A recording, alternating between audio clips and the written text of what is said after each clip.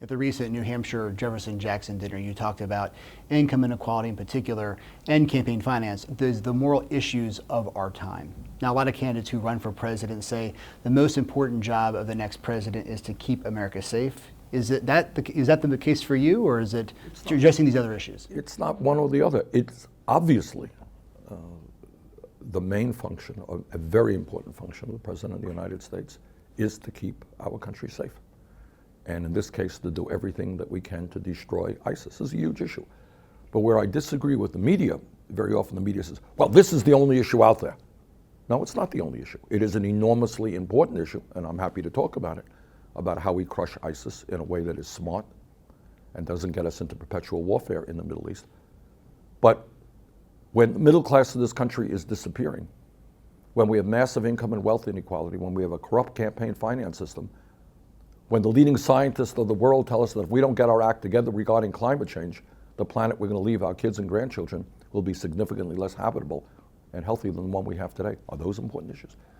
Are we only allowed to talk about one issue? Is that all that the media will allow us to talk about?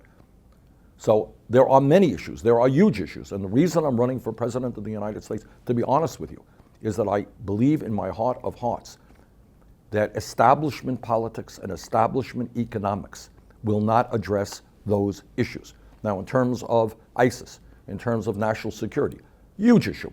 Everybody understands that we're dealing with a barbaric organization that, at least in my view, has got to be crushed. The question is, what is the most effective way to do it? There are some out there who say, well, let's just send in the troops.